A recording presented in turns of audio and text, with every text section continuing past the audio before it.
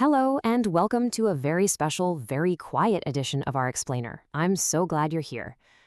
Usually we're diving fast and deep into all sorts of complex data, but tonight we're slowing everything right down. We're going to look at the really beautiful, gentle mechanics of how the world winds down at the end of the day. Think of this as a bedtime explainer. It's carefully designed to help you, or the little ones listening with you, feel wonderfully calm, completely safe, and just entirely ready to drift into sleep. So, go ahead and get comfortable, take a nice deep breath, and let's begin. So, a lullaby. It's a soothing journey or a gentle song that helps you feel soft, safe, and ready to drift into sleep.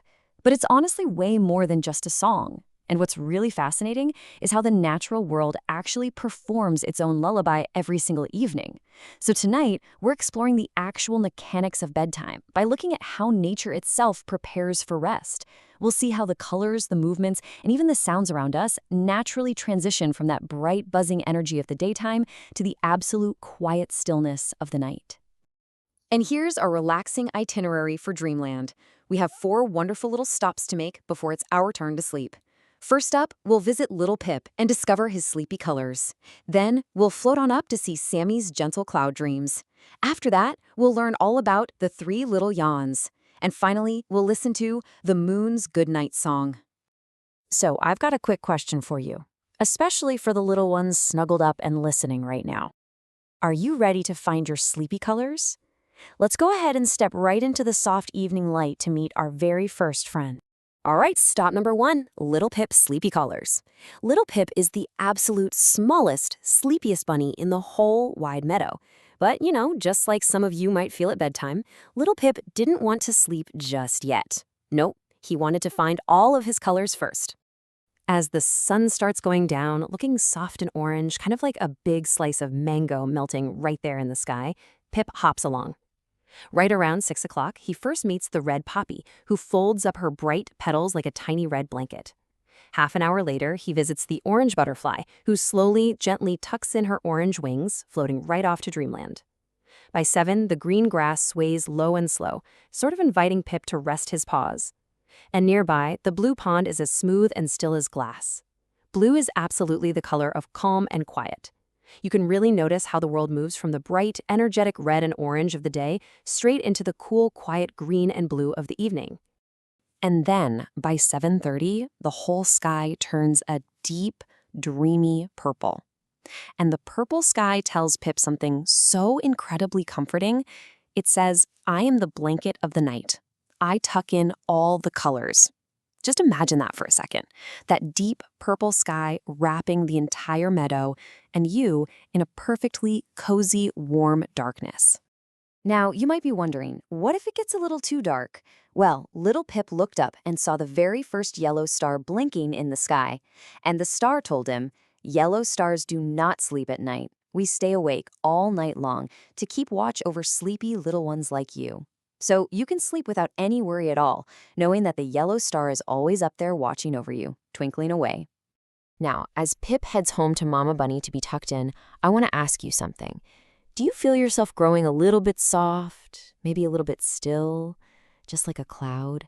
Just let your arms and legs feel nice and heavy, completely relaxed into your bed. And that wonderfully relaxed feeling brings us right to our second stop, Sammy's gentle cloud dreams. Sammy is a little cloud who lives way up high in the soft evening sky.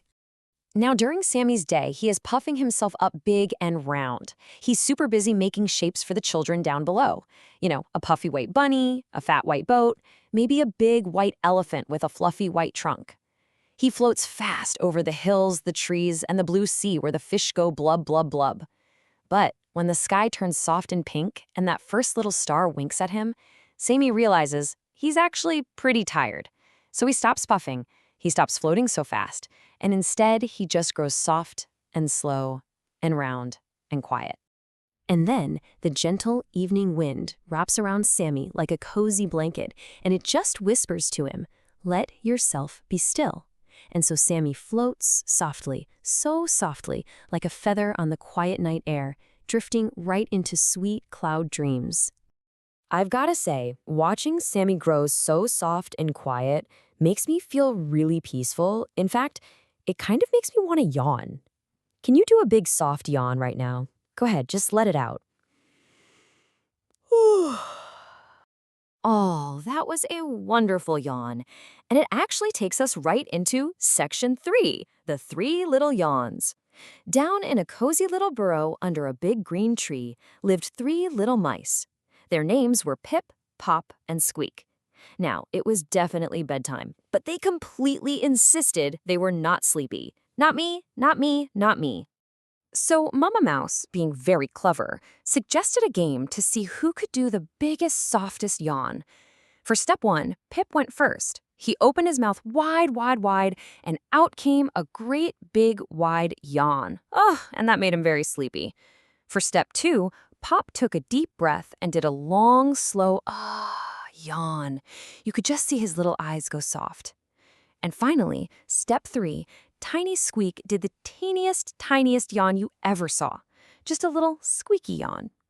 It was all so cozy that the 3 little mice actually ended up yawning again all together. So Mama Mouse tucked them all in. 3 little mice, 3 sleepy heads, dreaming in a cozy little bed. Pip, Pop, and Squeak all lined up in a row under one soft, warm blanket. The burrow was snug, the night was warm, and those 3 little mice just closed their eyes to dream of cheese, clover, and soft green grass. So the bunny is asleep, the cloud is asleep, the mice are asleep. Is everyone ready to sleep? Well, there's just one final thing that happens to help the whole wide world rest. And that brings us to our final stop, the moon's good night song. Because when all the little ones are tired, the kind, round moon comes out and she sings a soft and silver song to the entire world.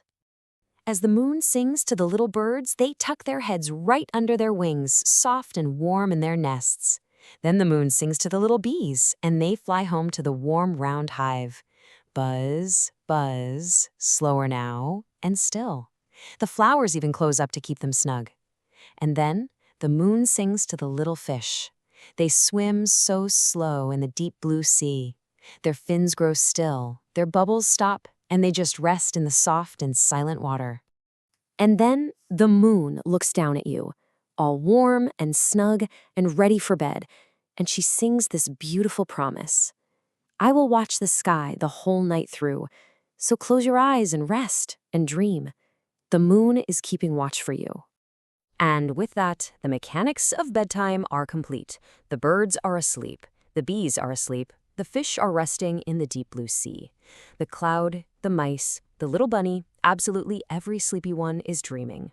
The world has grown quiet and still and wonderfully peaceful.